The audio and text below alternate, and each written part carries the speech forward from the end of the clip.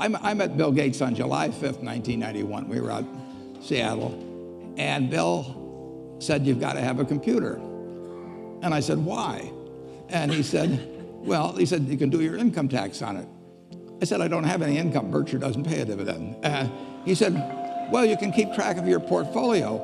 And I said, "I only have one stock." I said, and he says, "It's going to change everything." And I said, "Well, will it change whether people chew gum?" And he said, "Well, probably not." And I said, "Well, will it change what kind of gum they chew?" And I said, "Well, then I'll stick to chewing gum and you stick to computers." I don't have to understand all kinds of business. There's all kinds of business I don't understand, but there's thousands of opportunities there. I did understand the Bank of America, and I'll be able. I'm able to do that. I'm able to understand some given percentage. But Ted Williams wrote a book called The Science of Hitting, and in The Science of Hitting, he's got a diagram, shows him at the plate, and he's got the strike zone divided into 77 squares, each the size of a baseball. And he says, if I only swing at pitches in my sweet zone, which he shows there, and he has what his batting average would be, which is 400. If he had to swing at low outside pitches, but still in the strike zone, his average would be 230. He said the most important thing in hitting is waiting for the right pitch. Now, he was at a disadvantage because if the count was 0-2 or 1-2 or so on, even if that ball was down where he was only going to bat 230, he had to swing at it.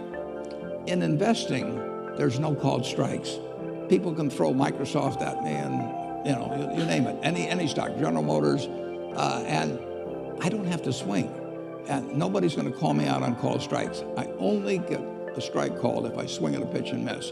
So I can wait there and look at thousands of companies day after day, and only when I see something I understand and when I like the price at which it's selling, then if I swing, if I hit it, fine. If I miss it, it's a strike. But it's an enormously advantageous game, and it's a terrible mistake to think you have to have an opinion on everything. You only have to have an opinion on a few things. In fact, I've told students, if when they got out of school, they got a punch card with 20 punches on it, and that's all the investment decisions they got to make in their entire life, they would get very rich because they would think very hard about each one. And you don't need 20 right decisions to get very rich.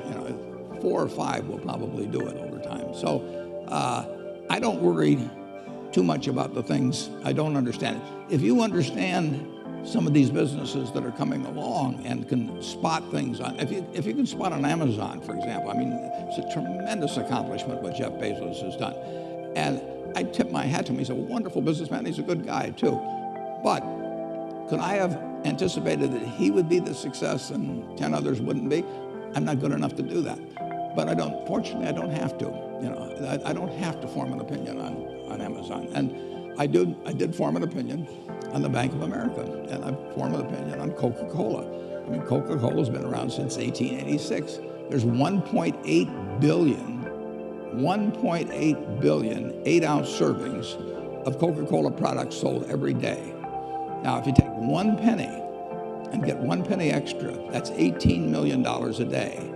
And 18 million times 365 is 7 billion, 3 less 730 billion, or $6,570 million. So annually, $6,570 million from 1 penny. Do you think Coca-Cola is worth a penny more than Joe's Cola?